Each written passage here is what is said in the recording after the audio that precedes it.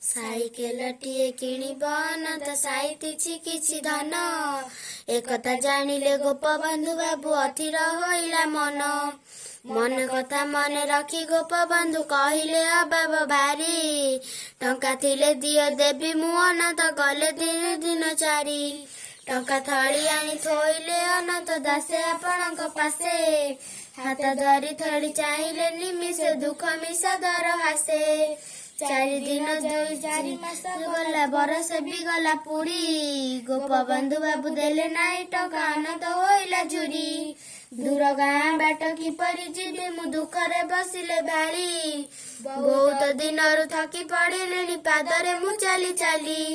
Cycle ହେଲେ ସହଜ ସରଳ ବହୁତ ପାରନ୍ତି ବୁଲି, ଟଙ୍କା ନେଇ ସେ ତ ଫେରାଇ ଦିଅନ୍ତି ମୋ କଥା କି ଗଲେ ଭୁଲି।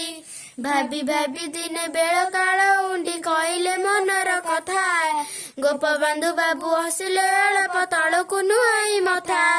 ତୁମ ଟଙ୍କା କଥା ଅଛି ମୋର ମନେ ଦେଇ ନାହିଁ ଜାଣି ଜାଣି, କଥା ଯଦି ମୋର ରଖିବ ଅନନ୍ତ ଏଇ କିଣି ଦେବି ଆଣି।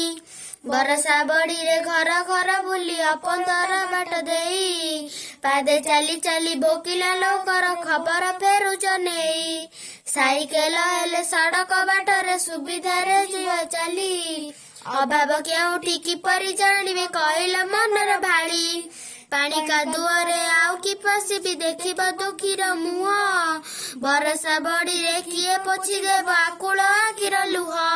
ଟଙ୍କା ନେଇଯାଅ ସାଇକେଲ କିଣ ମନୁ କରିଦିଅ ଦୂର, ଦୁଃଖୀ ଜନ ସେବା ଯେଉଁଠି କରୁଛ ସେଇ ତ ସରଗପୁର। ମଣି ମୁକୁତାର ଝଲକରୁ ବଢି ଶୁଖିଲା ଅଧରୁ ହସ, ସେଇ ଘାସରୁ ଝରେ ସରଗ ସୁଷୁମ ଦେବତା ହୁଅନ୍ତି ବସ। ସରଗରେ ସଡ଼ି ବୁଝିଲେ ଅନନ୍ତ ତାଙ୍କ ମରମର କଥା, ଦାସେ ଆପଣଙ୍କ ଚରଣ ଯୁଗଳେ ନଇଁ ଗଲା ଆପେ ମଥା।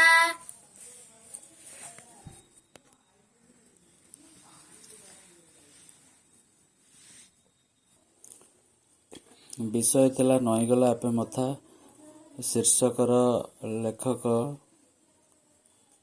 ଶ୍ରୀ ବଟକୃଷ୍ଣ ଓଝା।